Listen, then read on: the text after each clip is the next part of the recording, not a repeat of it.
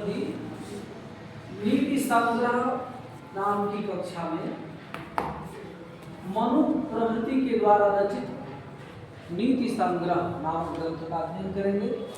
आज 26वें श्लोक का हम पारायण करेंगे, तदुपरांत उसके अर्थ को समझेंगे। ठीक है, सामने समुद्र यहाँ पे लिखा हुआ है। श्लोक को पहले हम पारायण करेंगे, तदुपरांत इसका अर्थ हम जानेंगे। रूप यौवन संपन्ना, विशाल कुल संभवा, विद्याहीना न शोभन्ते,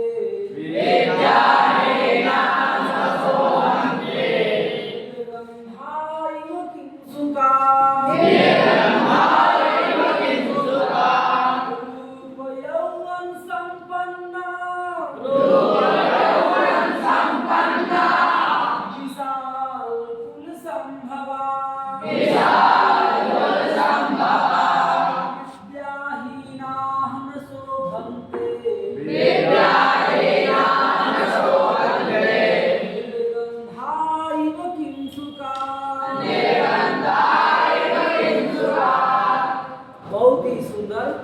नीति संग्रह में जितने श्लोक, जितने कथानक दिए गए हैं, व्यक्ति के जीवन में वह सब आचरणीय है, आचरण करने योग्य है।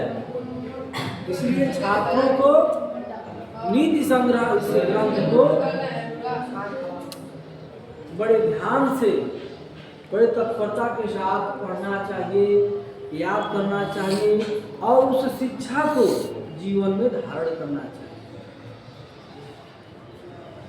केवल अध्ययन कर लेने मात्र से ज्ञान की प्राप्ति नहीं हो जाती। ज्ञान जीवन में, आचरण में जब आप धारण कर लेंगे तभी उस ज्ञान की महत्ता है, अन्यथा उस ज्ञान का कोई मतलब नहीं है जो जीवन में न, आचरण में न आए।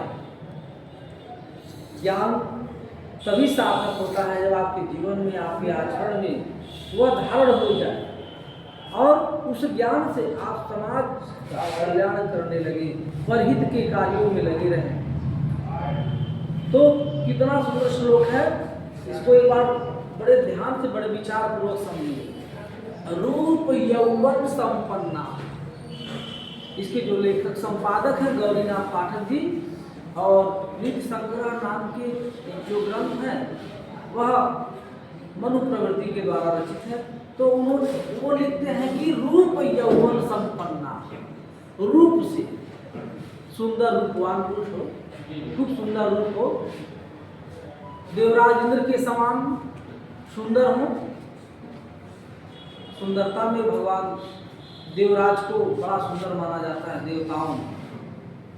देवराज इंद्र के समान भी यदि आप सुंदर हैं, यौवन, यौवन तो युवावस्था, युवावस्था परिपूर्ण हो, तारुण्यावस्था, एकदम ऐसी युवावस्था, मुख मंडल लावण्य चमकता हो, तेज झलकता हो, चमकता हो, सहज ही अगर कोई दूसरा आपको देखे तो सहज ही आकर्षित हो जाए आपके तारुण्यता पर, आपकी युवावस्था को सहज ही आकर्षित हो जाए। युवावस्था आकर्षण की अवस्था होती है। तो संपन्ना, इससे संपन्न हो अर्थात रूपवान हो और युवावस्था से संपन्न हो। विशाल कुल संभवा, विशाल कुल संभवा, कुल मतलब होता है खानदान, परिवार, कुटुंब, परिवार। विशाल मतलब बड़े कुल खानदान में यदि आप जन्म ले लिए, विशाल कुल संभवा, बड़े वंश में, बड़े कुल खानदान में यदि आप जन्म ले लिए हो, अधिक रूपवान हो, युवा अवस्था में हो। और अगली पंक्ति है, वो क्या उद्देश्य करता है? विद्याहीना न शोभन्ते, विद्याहीना, ये सब कुछ संपन्नता हो, रूपवान हो, यौवन कि लावण्य में चमकता हो शरीर आपका, दमकता हो, निखरते रहते हो, सहज ही आकर्षण का केंद्र हो स्वयं आप। परंतु विद्याहीना, विद्या से यदि विहीन है, विद्या नहीं है, विद्या से हीन है, यदि ज्ञान से हीन है, तो न शोभन्ते, आपकी कोई शोभा नहीं है।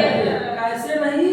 जैसे निर्गंधा, निर्गंधा मतलब होता गंध रहित, ऐसा पुष्प जिसमें गंध ना हो, सुगंध ना हो, ऐसा पुष्प जिसमें सुगंध ना हो।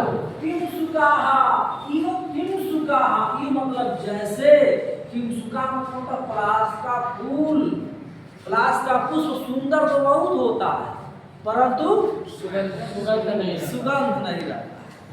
तो ऐसा सुंदरता, इतना सुंदर पलाश के फूल के समान सुंदर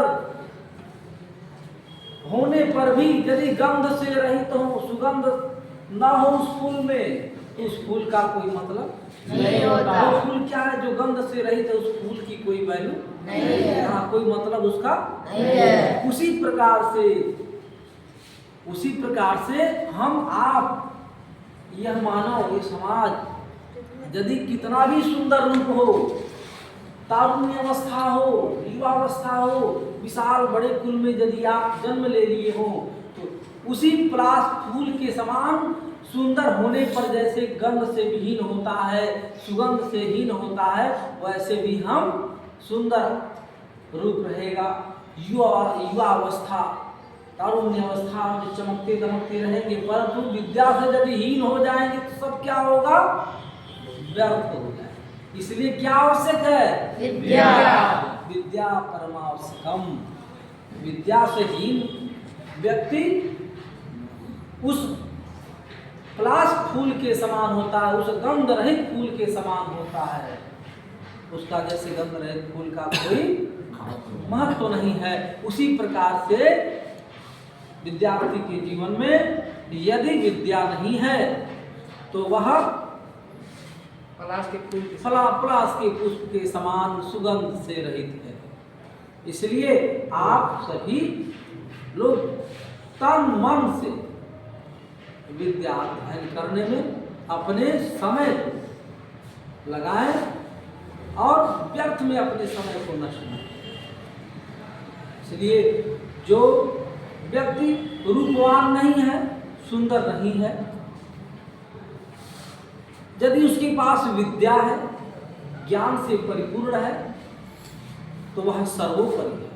स्वदेशे पूज्यते, अपने देश में ही राजा की पूजा होती है, लेकिन विद्वान की पूजा सर्वत्र होती है। यदि आपके अंदर ज्ञान है, विद्या है, तो आप सर्वश्रेष्ठ बनाएंगे, आपकी पूजा सर्वत्र होगी।